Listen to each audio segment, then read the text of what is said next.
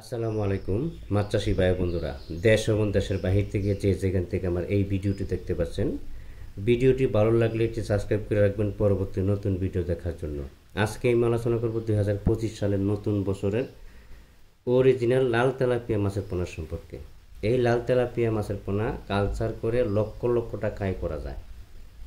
অনেকেই চাষ করার নিয়মকানুন বোঝে না, এজন্য লসের সম্মুখীন হয়।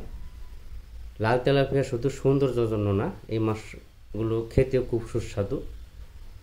আপনারা চাইলে আমাদের কাছ থেকে লাল তেলাপিয়া মাছের পোনা সংগ্রহ করে চাষ করতে পারেন।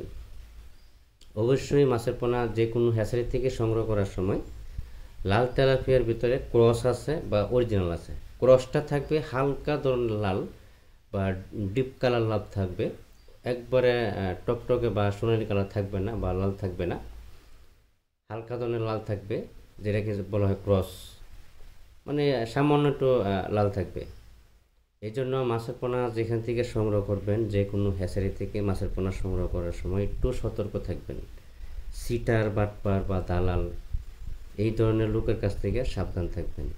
আপনারা, আমি বারবার একই কথা বলি, বায়না দেন, মাছ দেয় না, বায়না নিয়ে মোবাইল বন্ধ করে দেয়। এগুলি হলো লোকাল চাষি, যে যাদের কোনো হ্যাচারি নাই, কোনো প্রতিষ্ঠান নাই, তারা এই ধরনের কাজ করে। 4টা-5টা সিম ব্যবহার করে, 8টা-10টা সিম ব্যবহার করে।